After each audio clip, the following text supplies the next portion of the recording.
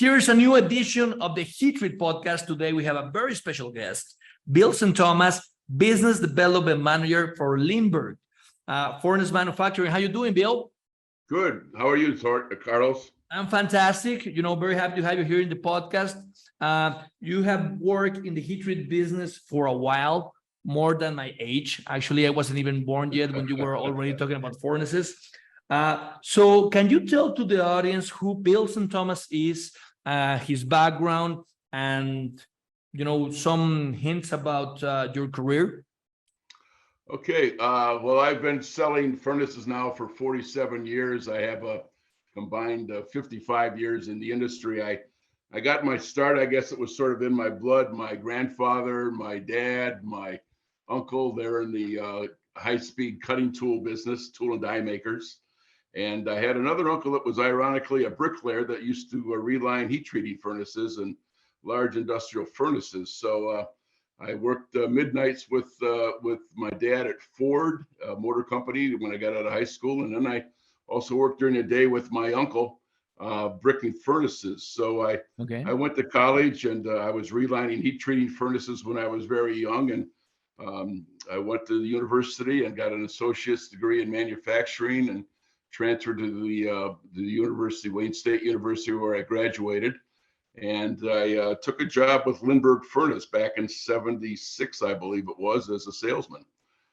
Ironically, one of the questions they asked me is, what do you know about heat treating furnaces? And I made the glib statement that it was, I literally knew them inside out, which I sort of did, I guess, at the time. But I was hired thereafter and worked for Lindbergh for about 13 years out of the Detroit office. I'm a Detroit native and lived and raised in this area and still work out of my home currently. So I worked for Lindbergh for about 13 years, selling to a variety of companies. Lindbergh at the time sold everything: vacuum induction, heat treating, car bottoms, laboratory type furnaces. So it was a very good experience. There was a gentleman here that was here for 40 years before me, and he was kind enough to mentor me for several months and take me out to see customers and his contacts, which was very valuable at the end of the day. After about 13 years with Lindbergh, they were purchased by a corporation and they were weaning back on what they were doing. And at the same time, Ipsen out of Rockford, Illinois, hired me to be a regional salesman for them. I worked for them for 5 or 6 years selling vacuum furnaces. I was always a full-time guy. They wanted to make me a representative at the time, and I didn't want to do that. I had just gotten married and bought a house and had a child, and starting a business really wasn't in the cards. So I moved on from there, and Dispatch came after me to sell aluminum heat treating equipment, which was rather simple that I thought, because it was just convective heating and hot air basically. But it turned out that I was in the systems division, and we sold several large aluminum heat treating installations for solution treating and aging, both in the aerospace and the automotive group.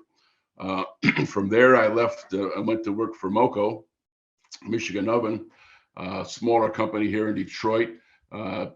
Increased their sales from some $7 million at the time to nearly $30 million. And they just had a tough time keeping up and growing with us. So I left there and went to work for CEC. They wanted us, myself and another gentleman at the time at Moco, join them. I worked for CEC, selling their large Sand Lion and aluminum heat treating systems. And then I came back to Lindbergh for a bit, and then I joined the vacuum group. I started working with ECM out of France. Dennis Bouchain, who was a good friend of mine at Dispatch at the time, hired me. We covered the United States, worked with the French folks. After that, I went back to work for Ipsen, selling vacuum carburizing and atmosphere systems, based here out of Detroit, but I covered the United States. Then I joined Seco Warwick, some 5 years after that, with Seco, based there in Poland. Sold several of their systems to the U.S. manufacturers. They were getting a good footing here in the U.S. at the time. We parted ways, and then I joined Eichling, which was another European company, primarily in the atmosphere business, and they were part of AFC, or AFC just purchased them. And then I left. I was there a short period of time and rejoined Lindbergh, and I've been back here for about 7 years. So you add it up, it's about 45 years, 47 years in the business, and sold a wide range of, again, atmosphere, vacuum, and aluminum heat treating. Yeah, so a lot of companies, American, European, a lot of different cultures, a lot of different products. You talked about vacuum, you talk about atmosphere, you talk about induction, you talk about aluminum.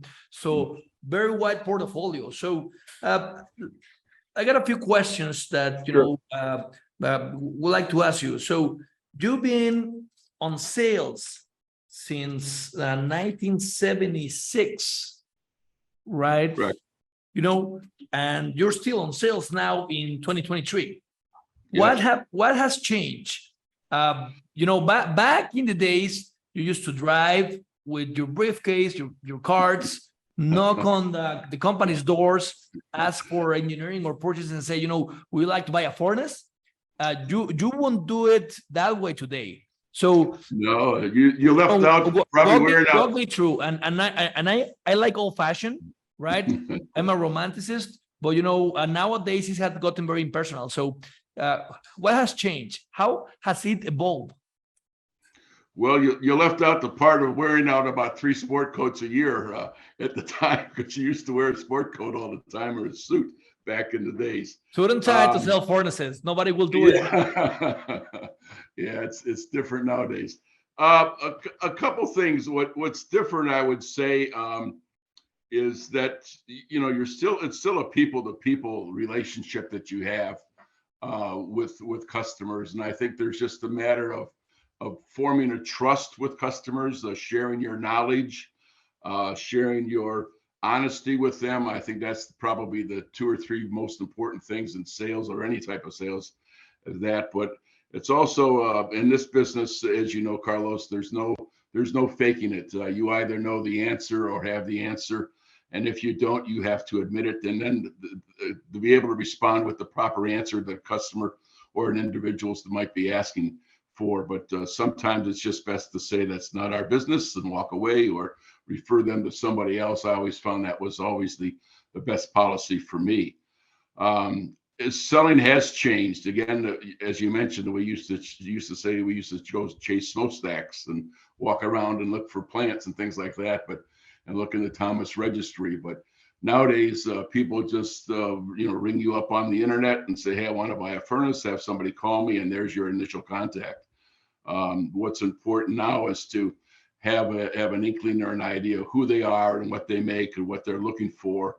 And in the last several years, it's simply reacquainting myself with some old friends. I've got over 10,000 contacts in the U.S. for heat treating equipment, and I've been to most aerospace, automotive, foundries, you name it, facilities, and commercial heat treaters as well. So I have some long relationships, and many of those friends and customers are long gone, but you still have an understanding of what they do at that plant. You sort of I can almost close my eyes as someone's talking, and I can envision what they're looking for, what they have, or what they're trying to do. So that's a plus. But face to face is still important. I think it's good to go out and see people and see trends, see what else is new that's going on in the industry. But yeah, selling has really changed, and I think it's just a matter of now of having who's ever going to talk to the customer, have them know exactly what they're talking about, or be willing to learn. So you mentioned something about face-to-face relationships, right? Mm-hmm. That used to be very important back in the days, still is, right? Yes. But now let's talk when you're selling to corporate groups, right? Big corporate groups that like to have their engineering department, their project department, their purchasing department, right? And neither can be in each facility, right? And that strategy, because it's a strategy, right, to separate purchasing from technical from management, and I'm talking about big companies, right? How is that? Is even possible to have a relationship when you have a buyer in Europe or in Brazil, and then you need to have a technical meeting with the team at the plant? I mean, that's and then you have to submit your proposal by email and not hear anything about it until a decision has been made, and you're competing with a French company, an American company, and let's say a German company. How do you battle that? I mean, and I'm talking very corporate, very big corporate sales when they send you just on a scope of work, general terms and conditions. Maybe you can have a a technical call with an engineer, but they just want to be very cold on the whole purchasing process. How you deal with that, Bill? Well, you're right. Years ago, it was you were talking to either the president or vice president or manufacturing manager and maybe the heat treat manager and the metallurgist. Those were the three people that you were dealing with. Nowadays, when you're lucky enough to have a face-to-face with a company, you walk into a meeting room and there's 15 people in Yeah, there. Somebody and nobody knows anything about furnaces. Nobody knows anything about, but everybody has their own questions. The IT person wants to talk about controls. The environmental guy wants to talk about the facilities work with the water or what's given off with the furnace and what about the smoke or anything like that. Then you have the heat treat guy that wants to know about automation, and it goes on and on and on. So you have to be very well versed in school as to what you're discussing with somebody. As far as the overseas conversations, in the past, we used to travel to Europe. I've traveled to Europe several times at all the different companies, but you quickly adapt to, using nowadays you send videos or you have drawings that you can send or just like Zoom meetings or telemarketing calls to be able to illustrate and demonstrate what you're talking about. So that's a way of being there, but actually seeing the customer's facility and seeing the level of technology they have and the money that they intend to spend, those are all still invaluable to what you learn. I remember years ago, there was some young kids was with me and they said, look at this company. It's got a showcase in front. And I said, well, before you get out of the car, you could probably tell if the company has any money when you fly a Q1 Ford flag and you walk in and they have a bunch of accommodations from an aerospace company and you see their products that's in front and they have a secretary sitting there that's got a nice dress on and she's attentive and how are you today, and the carpeting's clean, and say this company has money and they're on the up and up. And you walk into others where there's just the telephone or sheet of paper and everything's dirty and nobody comes to the door, you wonder if they're in business. So there's different ways of looking at things, but it's just over the years it's changed a lot. And in some other places I've been surprised where it's a dirty place, you walk in and it's a foundry, then you walk into another part of the country and it's fully automated pouring line. So you're always in for shocks. You never really fully think that you know everything, and you don't. I've gotten in cars where I went in to see the customer, come back out, and you get in the car and I said, I had no idea. Totally impressed, totally learned something today, which is the fun part of this business. So you're very technical and also on sales. Some of the sales guys are just sales guys, and they always bring a technical guy in, right? And you have seen the evolution of it. So when we talked about a furnace, right? I mean, we're talking about an isolated, steel casing with burners, pretty much back in the 90s. What is like a major part beside controllers or automation that has dramatically changed? What's an improvement of furnaces? I mean, we still continue to see furnaces made in the 1950s if they're well maintained and they run, because it's very robust, a mechanical system and a combustion system, right? What has been like the biggest disruptive innovation that has been on the furnace industry in the last 100 years? Well, I would say there's several, but one comes to mind. I think lightweight ceramic fiber lining has played a very huge role on the atmosphere furnace side. I think the control systems, let me back that up. Let me say that carbon control and the control of the carburizing or endothermic gases for carburizing in particular hardening applications has played a huge role. We used to use an old dew pointer years ago. And I think just the electronics and the environmental issues, we've gone from magnetic contactors to SCRs, we've gone to digital type controls, we've gone to digital flow meters, we've gotten away from water cooled fans now to air cooled fans. All of those things play a part of what's evolved over the last 40, 50 years. I think the data retrieval systems now that people are looking for somewhat unique. Some people have predictive maintenance issues, as far as when a fan might fail. So there's a lot of things that are being done, but just the overall capability of being able to program a carburizing cycle, be it a vacuum carburizing or atmosphere or a nitriding cycle by elevating the gases, changing the gases, changing the purge, changing the cycle times, dropping the temperatures. Those are all key things that has happened in the last 30, 40 years. I think that's really made the furnace business much better than it was. Instead of a guess, it's now very finite and very conclusive. Well, I just would like to add that the switch from nitrogen methanol to endothermic, that was also kind of a big trend. Nowadays, I see that there's two major trends, let's say. Everybody wants to go green. They're talking about electrification and hydrogen burners. That's one of the trends I see. And the other one, it all has to do with carbon footprint. So that's like the thing, that the trend that I'm seeing. Any thoughts on what's going to happen with your experience in the evolution? What's it's going to look a furnace in 10 years? Are they going to still look very alike, or they're going to be something very different? I mean, we know that there's IoT, that nobody likes fumes, that Right.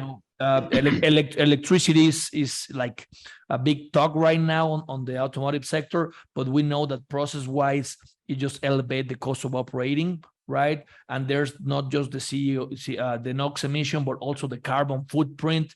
That it's a very different topic. But in your vision, how furnace will look in 10 years? That's a very good question. I'm somewhat suspect with the climate control people and how they're driving the carbon footprint here, especially in the States. We're very slow to react to some of that. I think that all has to be ironed out. But I know that, as I mentioned before, people are looking at environmental issues like, recuperation was a big thing that came onto gas-fired systems.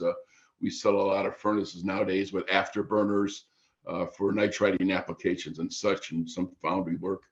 I do see a lot more people going to electrically heated furnaces from gas.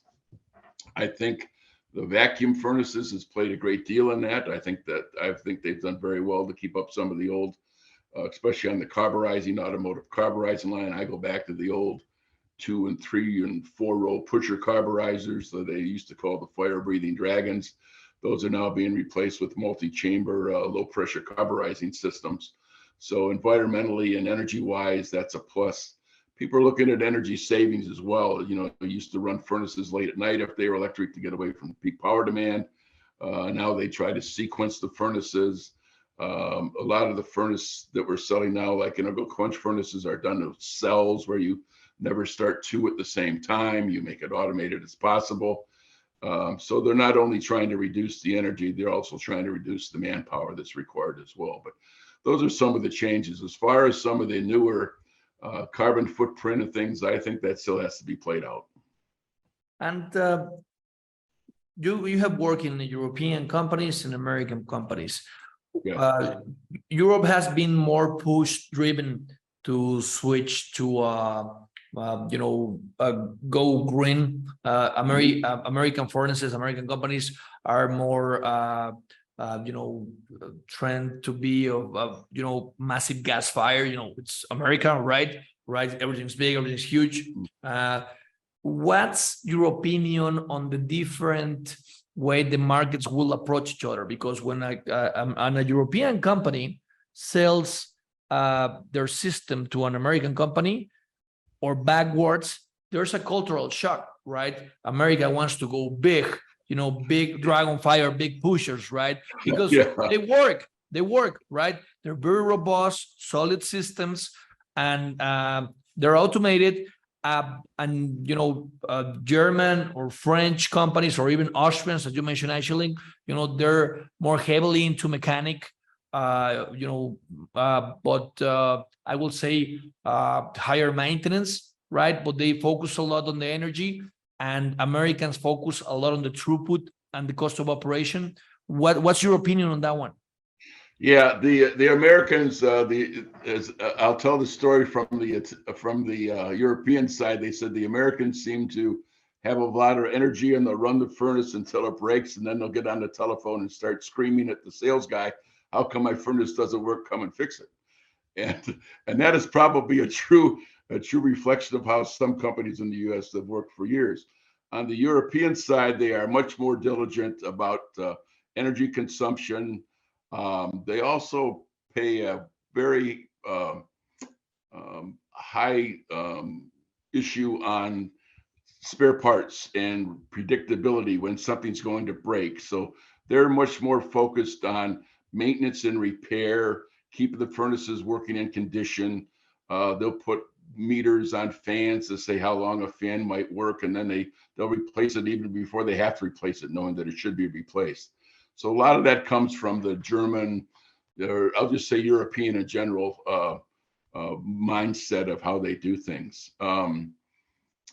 I know that in trying to, it's always a team sell here when you're selling working for the European companies. I don't have to name them all, but they find a U.S. individual like yourself or myself in sales. They indoctrinate us as to what they want to sell and how it fits. And we obviously find places over here where it's a good fit. But it's the sales and support. Again, it's a team sell. We have a lot of conference calls. We may travel to Europe and have the customer come with us sometimes. But having the spare parts and all the service people that are capable and manuals, I think, has always been an issue for the Europeans to keep up with what we do here. I think because of the metric issue and the language barriers, there's some things that are lost from time to time. But in general, I think everybody's getting better at it on both sides. But there are different philosophies based upon energy. You're correct. As far as the data retrieval and things like that, that's probably on par. They're up, we have ours was sort of trickled down where the aerospace wanted everything recorded. Now it's going to the automotive guys and now even the commercial heat traders. So that's sort of the legacy of how the instrumentation and data retrieval systems have been formulated over the years. Okay, and I'm going to touch on the R&D, research and development topic. Mm-hmm. You don't have to tell me any secrets because you have worked in a bunch of different companies. This is a very sensitive topic. But how would you describe each company is? Different companies are doing their R&D. How do they approach that? What works for you? What have you seen that works? What have you seen that does not work? Because when we talk about R&D, it can get very tricky, right? They just throw money at it. They build a prototype. Do they team up with a customer or with a vendor? How do you believe it's a right way R&D should be done with furnace OEMs? Very good question. Years ago, I'll speak for Lindbergh, as being one of the major players, which they were many years ago. They had a full R&D lab, as well as I'm sure Surface Combustion did, Ipsen did. Most of the major players had a lab in their facility where they would run customer samples. They wouldn't necessarily have to take it out to a commercial shop or a captive shop to run some samples for a competitor, let's say. So what they would do is they would normally build something and they would prove it to the customer that it worked, that the piece of equipment that they had was the best for them. And that was probably a great way to go. Most companies nowadays have foregone the metallurgical lab for testing, and they have a place close by or a commercial heat treater that they use from time to time. But during those times, what we found that I've always seen is that you normally would bring a vendor in, let's say somebody like UPC or SSI, to put a control system on there. You would learn that. You would learn a ceramic lightweight fiber lining. You would test that out and see how that works up the carbon. You'd try fans or you try recuperation. I go back to the days where it was just the dimpled radiant tube that you were trying to use for heating, and then recuperation came along and different heat exchangers that were used. So I think what's happened now is a lot of companies, I don't think there's much R&D going on anymore at these furnace manufacturers per se, but what they are doing is partnering with people like, as I mentioned, it's like UPC and SSI and people that make nitrogen systems or quenchants and things like that. And they sort of work together as a team, sharing ideas and sharing thoughts and customers and helping each other out. As I always said, we're all just like in Africa where we're all living off the same carcass, so we got to get along here, folks. So that's sort of how we work. You'll find that the people that you use for the R&D services or finding vendors, you quickly form great relationships with them, become partners with them. You're no longer marking up their products because you don't know who they are or what the risk factors are. So everything seems to find its own way after a short period of time. But that's what's sort of being done now. And I think the people that are doing that, again, with flow meters or burners or radiant tubes or heat exchangers, that's all a big plus. So just to recap, you're saying if for you the best way to do R&D is to team up with a vendor or a supplier or a company that will bring something to the table to the technology. Well, yeah, that's the way it is now. I think still the best way, if you had an R&D lab and you could afford to have a integral quench line there that you could show somebody. That would be great. It's a high entry ticket. I will say it's a high entry ticket, right? Just to have a furnace. Yes, it is, but it's also very valuable. At the same time, remember years ago at Lindbergh, I used to sell a lot of furnaces that were in the lab. The guy said, "Well, I want one just like that," and I'd go upstairs and see the president, and I said, "The customer wants to buy this one." He said, "Sell it to him. We'll make another one." Right. So there are some plus and minuses of that, but yeah, if you had a lab and you could test things out yourself, that would be a bonus, especially running customer samples. That's huge. Now let's talk about the engineers who do R&D, because they have to be very, very experienced on heat treat. They have to understand the process. They have to understand the machinery. They need to understand the purpose of it. But now that requires a lot of talent and expertise and experience, not only metallurgically, but mechanical, controls wise, industrial, right? And nowadays, the world is struggling for talent, not only on heat treat, everywhere. And heat treat being very technical, it's very dependent on people, right? How would you address the issue we're having, and what's your opinion on these experienced engineers, metallurgical engineers, furnace guys like yourself? They're retiring and we're losing a lot of knowledge, experience, and we're not getting it back to the new generation. And I don't think the new generation has the patience to go from 1976 to 2023 on a furnace career. I do believe that's very dangerous for industry. Just would like to know what's your opinion on heat treat talent, materials engineers. Everybody wants to work on a startup or on Google or on Facebook, you name it, and very seldom people want to sell furnaces. They want to sell apps or you name it. What's your opinion on that with the new generation? Yeah, your assumption is very correct. Nowadays, it's very hard to find somebody that actually wants to get their hands dirty and tear a furnace apart or put one together. And it's, as far as finding somebody for a met lab, you really need a metallurgist, which would be wonderful to have on board with you to answer your questions or customers' questions. It's tough to find somebody with all the knowledge. I was talking with Dan Herring the other day, and he's calling me up and asking me a question. I asked him a question. He said, "I just want to run this by you." So, even us guys with 50 years of knowledge don't have all the answers, but it's knowing where to get it and where to go for help and things like that over the years. There's an unwillingness for people who want to work with their hands. They all want to work with their mouths nowadays, it seems. But before you can start talking about things like heat treating, you really have to understand how it works, what's going on in there. Not only the steel, but the process, and then the equipment itself, and the control systems, and then be a people person on top of it to be able to communicate. So it's a strange cat that does that. And then we don't travel like we used to, but when you used to travel around the country and work home, not home very much and Well, gone a lot, I can. it becomes an issue. It's not fun. Travel's not fun like it used to be. Well, I can tell you that now. Here's a pro of that. A lot of people don't want to, be on sales anymore because of the traveling. Traveling used to be enjoyable years back, right? Sure. But now, I tell my guys, I tell my sales team, I mean, you travel when you need to travel, but if you can do it by a Zoom call, right? That's also very something that's a tool that's very useful that was not available, let's say 10 years ago, right? Like you and I are having this conversation right now. We can see each other faces, we can see how we're dressed, we're in an office, right? We're building a relationship in the new way, right? But it's not like cold calling. It's I believe we get an upgrade.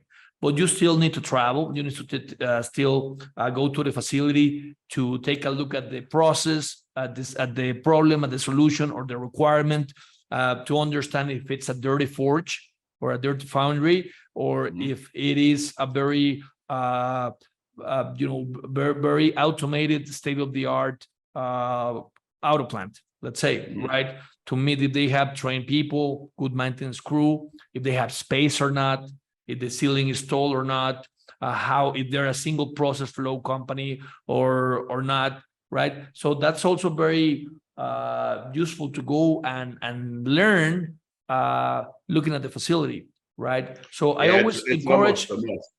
I always encourage my people to go and travel when there's like a lead, there's like a project, but not go, cold calling or knocking on doors, right? There should be like a previous Zoom call.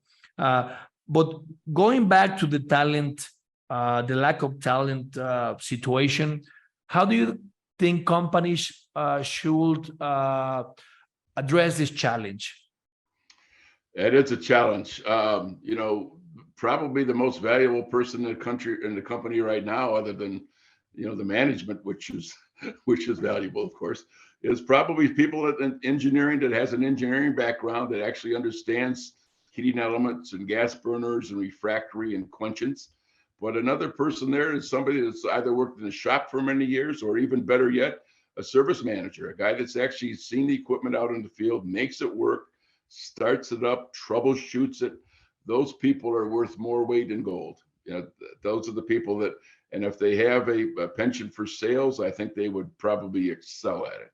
But you really need somebody to mentor you along as well and help you out. You just don't gather this information by sitting in a classroom or watching a movie. I think you really have to go out for yourself and experience how things are made, how companies function and operate, what's important to them. It's a team sell too.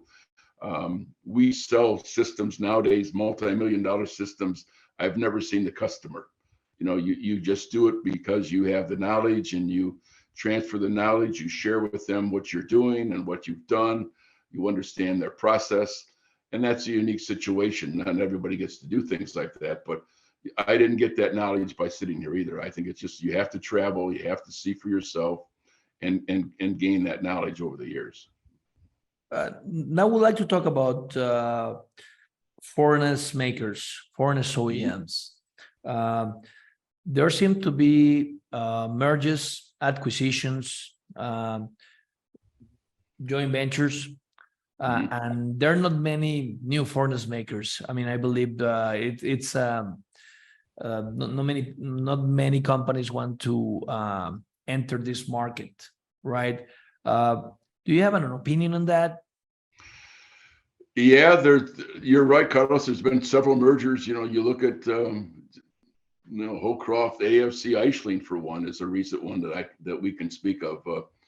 So here you've got Holdcroft, which was the fire-breathing dragon company, and then it went to AFC, which was sort of an upstart company that made IQ furnaces, and they made their inroads with that, and they've done very well here in the States. But people like Eichling look at them and they say, hey, we want a company in the US to purchase, and it was a good fit according to the Eichling people. So that's how you either do it by mergers or acquisitions. Other people like, Seco Warwick being in Poland with the great vast amount of knowledge over there and talent they have. That's a beautiful plant. They make a great product, but they just had a tough time bringing it here to the States. They've seemed to overcome that, but they're still manufacturing in Europe. Ipsen has the best of both worlds. They're an atmosphere company in Europe that would love to sell their atmosphere furnaces here. At one time they did, and at the same time, Ipsen is a huge vacuum company that probably like to sell more vacuum furnaces in Europe. So, and it goes on and on. We get a lot of transfers where I say if it's a European gear bearing manufacturer that had Eichling equipment or Ipsen equipment, they would want the same type of equipment here. Same with the Japanese. They brought their furnace manufacturers here to the States, and it's tough to sell to those people because they're comfortable with what they have. So that's what I see. And again, the mergers, it goes even to the commercial heat treaters. The number of commercial heat treaters in Detroit is probably 50% of what they were 30, 40 years ago. And larger corporations buy them up, or they just go away, or they move on. But the ones that have remained have been very good, highly respected, do great work, great people to deal with, and their factories and plants are up to date, and they beat the drum, and they meet the needs of the suppliers that the dealers, customers are dealing with. So it's been a great thing to see over the years. There's some of the processes that have changed from, like I said, the carburizing furnaces now has gone to vacuum. That seems to be a trend. Vacuum's not the answer to everything. They've done a great job of eliminating some of the high-speed tool furnaces that some companies make. Mm-hmm. But nitriding is somewhat very new, or not new, but very old, but reinventing themselves now with the single and two stage nitriding applications and the automation. I think some gear companies are going to nitriding rather than carburizing, so that's making a play. We sell a lot more furnaces nowadays for tempering with nitrogen for clean tempering applications to cut down on the machining cost and things like that. Straightening, press quench systems are still there for straightening applications to downplay that. But there's always going to be some changes. And I don't see us changing steel grades. I know that, for hardening and carburizing applications, the easy answer was, well, just make it a higher carbon or higher nickel or higher chrome steel, and you can vacuum carburize it. Yeah, but the furnace still costs money, but the steel costs money too. So that's why 8620 is still being made every day. So, and I believe we cover a lot of topics of how the heat treat industry evolved. To finish this interview, this podcast, I just would like to ask you something less furnace technical and more than something more human driven, right? What would be a personal experience or advice that you would like to give to the new generation of heat treaters, to the guy that is finishing school, right, and is deciding to apply for a mechanical engineering and furnace company or go somewhere else? What would be an advice for this new generation of engineers that you will give with your vast experience in the furnace industry?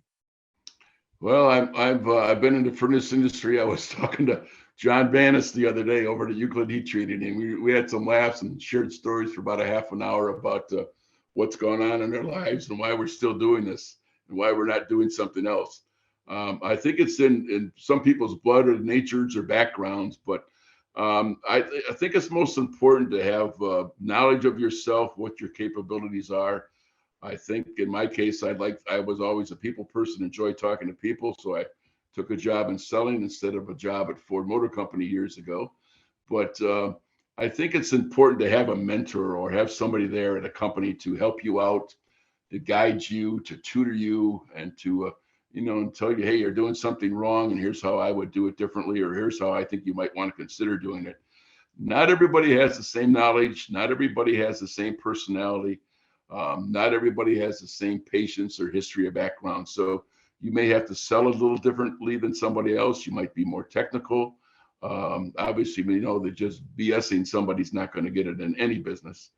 But it's important to have the proper knowledge, continued education, like I said, I thought I knew some things before I went into a plant, and I was completely baffled and completely stunned. And I still learn. And that's the part of traveling and seeing things. It's a fun job when you can go out and travel and see how things are made. It's wonderful. It is. It is. Well, thank you very much, Bill. It's been a great podcast. It's been a very great interview. We touched many subjects. I know there's many more that we discussed to talk it maybe another time. We left induction, we left aluminum, we left a lot of vacuum out. But it's a very big market, can get very technical. But this industry, I believe, it's a very strategic niche. It's very technical, and what I say or what I see is when people enters to this industry and they like it, they're there for life. I mean, it just gets you. And if you enter and you don't get it, then you will live by yourself, or the industry will push you. So the guys that have been there for a long time, have white hair or gray hair like you do, is because that they love what they're doing and they're passionate about it. So that's what I see. I mean, once the industry catches you, you're there for life, right? And It's true.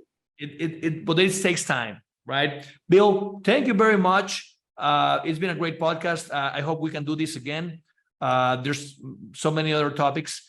And is there something you would like to add to this interview that we did not cover? No, I just want to say thank you for your time. I've enjoyed talking with you. And again, I'm still working at 73 and enjoying it every day. It's still a challenge and a lot of fun. Let's go for the next 70 years, okay? There you go. Okay. Thank you very much, Carlos. Okay, Bye. So just would like to remind the audience that we're uploading podcasts with power players of the industry like Bill and Thomas. Please subscribe to the channel, give us a like, and see you later on a new episode of the Hatred Podcast.